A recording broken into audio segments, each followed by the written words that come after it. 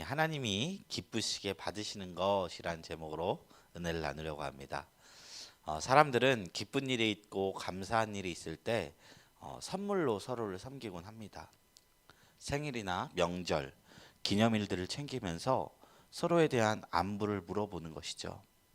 자녀들이 노쇠한 부모에게 용돈을 드리기도 하고요.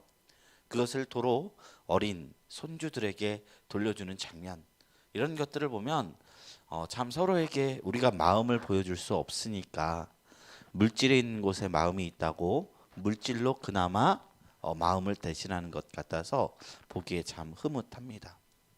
그런데 반대의 모습도 있습니다.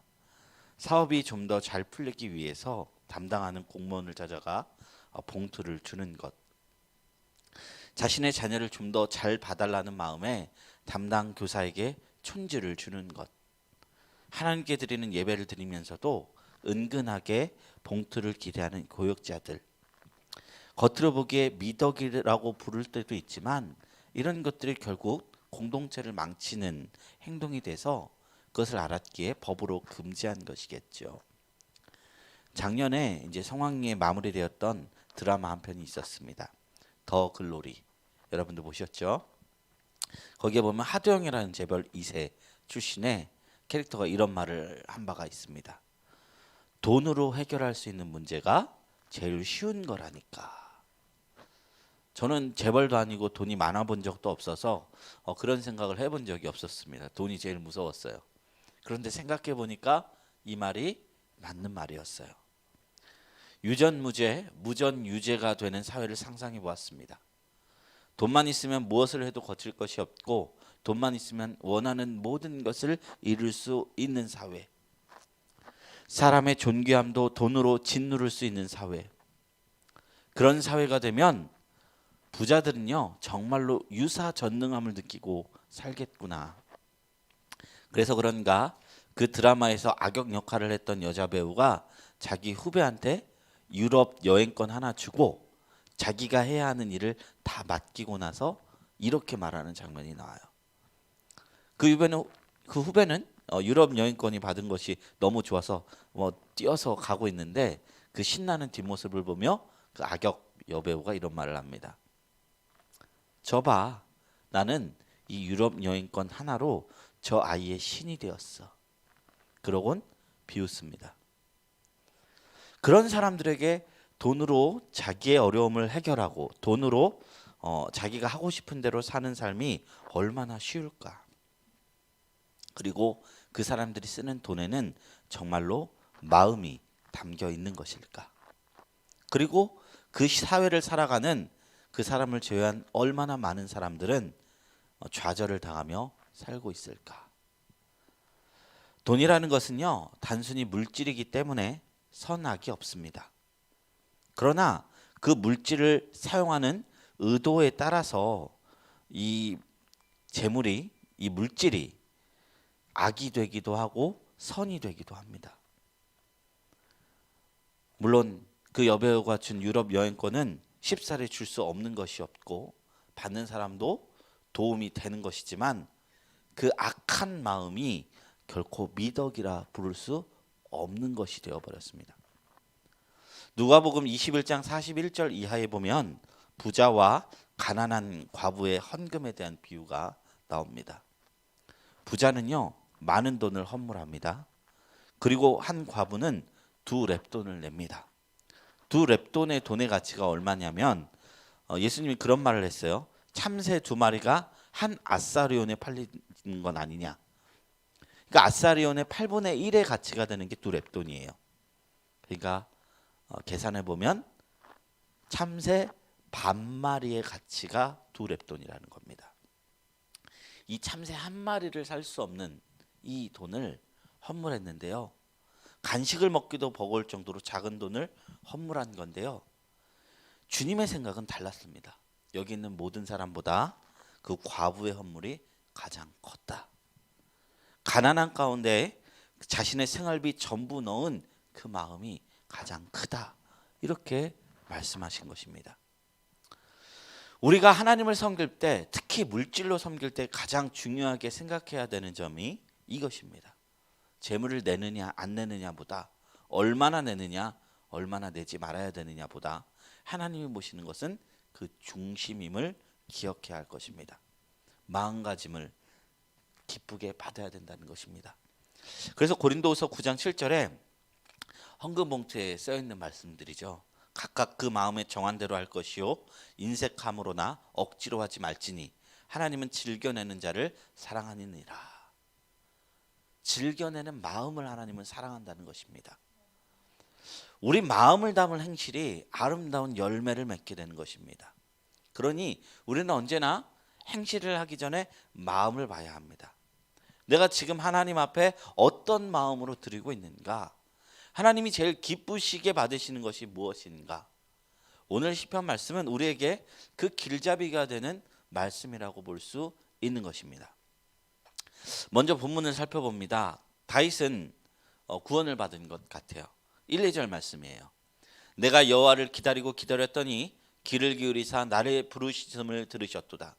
나를 기가 막힐 웅덩이와 수렁에서 끌어올리시고 내 발을 반석 위에 두사 내 걸음을 견고하게 하셨도다. 여기 보니까요, 아마 다윗이 오랫동안 기다렸던 기도 응답이 해결을 받은 것처럼 보입니다. 정말로 오래 기다렸던 것 같습니다. 이 수렁이라는 표현이 수렁에 빠지면 우리가 허우적거릴수록 더 깊이 들어가게 됩니다. 그리고 가만히 있어도 죽고 움직이면 더 빨리 죽습니다. 그러니 이 사람은 천천히 잠식해가는 공포 속에 빠질 수밖에 없는 거예요. 수렁에 빠지면. 다윗은 그런 절망감을 가지면서 인생을 살았던 것입니다. 그리고 그가 했던 것이 무엇이냐? 그 수렁에서 하나님을 기다립니다. 기다리고 또 기다렸더니 하나님이 역사하셨습니다. 존 칼빈은요, 이 말씀 속 기다림에 대해서 다음과 같이 지적하며 말했습니다. 하나님은 우리가 바라는 것보다는 더욱 천천히 우리를 구원하실는지 모른다. 그러나 하나님께서 우리가 당하고 있는 상황을 무시하는 것처럼 보이고 하나님께서 활동하지 않고 주무시고 계신 것처럼 보여질 때 이는 하나님이 우리를 속이는 것이 아니다. 왜냐하면 우리가 굽힘이 없는 용기와 믿음으로 견딜 수만 있다면 우리가 그 모든 어려움으로부터 구원을 받는 적합한 시기는 마침내 오고야 말 것이기 때문입니다. 이렇게 주석을 했더라고요. 정말로 맞습니다. 우리가 살아가면서 한 번이라도 기다림을 통해 하나님을 신뢰하는 그 과정을 통해 주님의 기도 응답을 경험해 봤던 사람이라면 이 말에 깊이 공감할 수 있을 것입니다. 다윗이 삶 속에서 겪었던 그 끝나지 않을 것 같은 문제들을 자신의 능력이 아니라 하나님의 도우심으로 이겼기에 다윗은 하나님 앞에 찬양을 드리고 있는 거예요. 3절 5절입니다. 제가 읽어드리기보다는 그 내용을 요약해서 말씀드리겠습니다. 그러니 나는 이제부터 여호와를 의지하겠다. 교만하고 거짓에 치우치는 어떤 능력자보다 나는 여호와를 의지하겠다. 주께서 행하신 기적이 너무나 많고 나를 향하신 주님의 생각이 너무도 많아 누구도 견딜 수 없다. 그리고 내가 주님이 뚫고 가게 하신 그 모든 것들을 세려고 했는데 셀 수조차 없을 만큼 많았다라는 것입니다. 우리가 헤아려 보지 않아서 그렇지 지금까지 살아오고 걸어왔던 것 중에서 주님의 손길과 주님의 역사가 있었던 일이 얼마나 많았는지 모릅니다. 5만 번 기도 응답받은 조지 물러의 기도를 보고 우리가 참 대단하다고 하지만 우리도 한번 우리의 삶을 진지하게 하나님 손에 의탁하고 응답한 것을 하나하나 기록해 본다면 우리가 잊고 지나갔을 뿐이지 크고 작게 하나님께서 우리에게 역사하신 그 손길들을 우리는 훨씬 더 많이 발견하게 될 것입니다. 그리고 이것을 기록하다 보면 하나님 어디 있나요? 라고 말했던 내 모습을 반성하게 될 것입니다.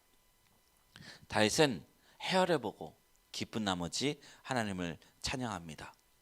그러고 나서 오늘 말씀, 오늘 시편 40편을 관통하는 주제를 우리에게 이야기하고 있습니다.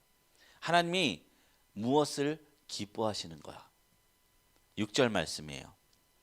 주께서 내 귀를 통하여 내게 들려주시기를 제사와 예물을 기뻐하지 아니하시며 번제와 속죄제를 요구하지 아니하신다 하신지라. 하나님이 제물을 기뻐하지 않는다는 말을 하신 거예요. 다윗 정도 되는 왕의 자리를 가진 자는, 부와 권력을 가진 자는 많은 제사를 드리는 것은 문제가 되지 않습니다. 솔로몬도 1000번제를 드렸는데 다윗이 마음을 먹었더라면 2000번제, 3000번제도 하나님 앞에 능히 감당할 수 있었을 것입니다. 그런데 하나님께서 다윗에게 말씀하시기를 나는 제사와 예물을 기뻐하지 않는다. 번제와 속죄제도 너에게 요구하지 않겠다 합니다. 그런 것들로 나는 기뻐하지 않는다는 것입니다. 그럼 무엇을 기뻐하느냐? 다윗의 대답 속에서 나옵니다. 7절 8절이에요. 그때에 내가 말하기를 내가 왔나이다. 나를 가리켜 기록한 것이 두루마리 책에 있나이다. 나의 하나님이여 내가 주의 뜻 행하기를 즐기오니 주의 법이 나의 심중에 있나이다 하였나이다. 다윗이 주님이 뭘 기뻐하는지 고백하고 있어요. 뭐냐고요? 주님의 뜻을 행하는 것을 기뻐한다고 말하는 거예요. 그리고 9절 10절에 이렇게 덧붙여요. 내가 많은 회중 가운데서 의의 기쁜 소식을 전하였나이다. 여호와여 내가 내 입술을 닫지 아니할 줄을 주께서 아시나이다. 내가 주의 공의를 내 심중에 숨기지 아니하고 주의 성실과 구원을 선포하였으며 내가 주의 인자와 진리를 많은 회중 가운데서 감추지 아니하였나이다. 요약하자면요, 주님의 뜻을 헤아리고 살고 하나님의 선하심을 만민에게 전하며 살겠다는 거예요. 그리고 그것을 하나님이 기뻐하신다는 것을 알겠다는 거예요.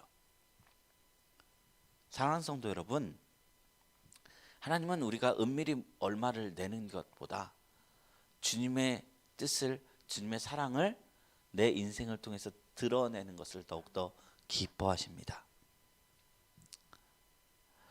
이제 보이니까요, 다윗은 지금 서원 기도를 하고 있는 것입니다. 그런데 하나님 앞에 무엇을 거는 것이 재물이 아닙니다. 주님의 뜻대로 살겠다는 서원 기도입니다. 내가 사업에 성공하게 하면 10의 1조가 아니라 10의 3조를 드릴 테니 성공하게 해주십시오. 이런 것 아니고요. 제가 아는 분 중에는 10의 9조를 하겠다고 기도하신 분도 있어요. 그러니까 100만 원 벌면 90만 원 헌금하겠다 이런 거죠. 그러니까 워런 버핏이나 빌 게이츠를 뛰어넘는 부자 되게 해달라는 그런 기도를 하는 분도 봤습니다. 모르겠어요. 진심일 수도 있지만 그분들을 비하하는 것도 아니지만 제가 보기에는 결국에는 좀 제가 드릴 테니까 나도 부자 되게 해달라는 그 기도로밖에 느껴지지 않더라고요. 드림 자체에 있지 않고 드림으로서 받는 것에 있더라고요. 그에 반면에 다윗은 하나님이 어떤 물질로 기뻐하는 분이 아니심을 분명히 알고 있습니다. 그 하나님의 깊은 인식의 근간에서 하나님을 제일 기쁘시게 하는 일이 무엇일까 생각하고 주님, 내 삶을 통해서 하나님을 드러내겠습니다. 고백하는 것입니다. 우리도 하나님께 감사를 표현할 때요, 영광 돌리고 싶을 때요, 헌물뿐 아니라 다윗처럼 주님이 정말 기뻐하시는 것을 내가 그것을 바라보며 살겠습니다. 고민하고 하나님이 기뻐하실 만한 일들을 행할 수 있는 저와 여러분들이 되시기를 주님의 이름으로 축원합니다. 이제 11절부터 17절까지는 다윗이 무엇을 서원하는가에 대한 내용이 나와요. 주님의 뜻대로 살 테니까요, 주님 나에게 이것 주세요, 이런 내용들이죠. 11절 보세요. 여호와여 주의 긍휼을 내게서 거두지 마시고 주의 인자와 진리로 나를 항상 보호하소서. 다윗이 바란 게 오직 이것이었다는 것입니다. 주님, 제가 주님대로 뜻대로 살 테니까요, 주님의 긍휼을 내게서 거두지 말아주세요. 주님의 인자와 진리로 나를 둘러주세요. 이것이 다윗이 서원을 하는 이유입니다. 주님의 긍휼과 인자가 없으면 자신이 아무것도 아님을 알기에 고백한 것입니다. 계속 있습니다. 수많은 재앙이 나를 둘러싸고 나의 죄악이 나를 덮침으로 우러러 볼 수도 없으며 나의 죄가 나의 머리털보다 많으므로 내가 낙심하였음이니이다. 여호와여 은총을 베푸사 나를 구원하소서. 여호와여 속히 나를 도우소서. 내 생명을 찾아 멸하려 하는 자는 다 수치와 낭패를 당하게 하시며 나의 해를 기뻐하는 자는 다 물러가 욕을 당하게 하소서. 나를 향하여 하하하하 하며 조소하는 자들이 자기 수치로 말미암아 놀라게 하소서. 주를 찾는 자는 다 주 안에서 즐거워하고 기뻐하게 하시며 주의 구원을 사랑하는 자는 항상 말하기를 여호와는 위대하시다 하게 하소서. 나는 가난하고 궁핍하오나 주께서는 나를 생각하오니 하시오니 주는 나의 도움이시오 나를 건지시는 이시라. 나의 하나님이여 지체하지 마소서. 그래서 보면 12절에 보면요, 내가 지은 많은 죄들로부터 구원해달라는 기도를 하고요, 14절 이하에 보면 많은 원수들의 손길로부터 구원해달라는 기도를 하고 있어요. 내가 넘어짐으로 원수들이 기뻐하지 말게 해달라는 고백을 하고 있어요. 그러니까 회개와 나의 원수와 싸워달라는 내용이죠. 근데 우리가 시편을 지금까지 공부해 보시면 알겠지만 이 주제가 얼마나 많이 다룬 내용인지 몰라요. 심지어 앞으로도 더 나올 거예요. 제가 오늘 설교를 준비하면서 이 내용을 그동안 많이 다뤄서 이것을 생략하고 이 이전 부분만 다룰까 이렇게 생각하다가 문득 생각이 난 주님의 말씀이 있었어요. 그래서 예수님께서 가르쳐준 주기도문의 한 대목입니다. 우리를 시험에 들게 하지 마옵시고 다만 악에서 구하소서. 아, 다윗이 한 기도는 주기도문의 내용이구나.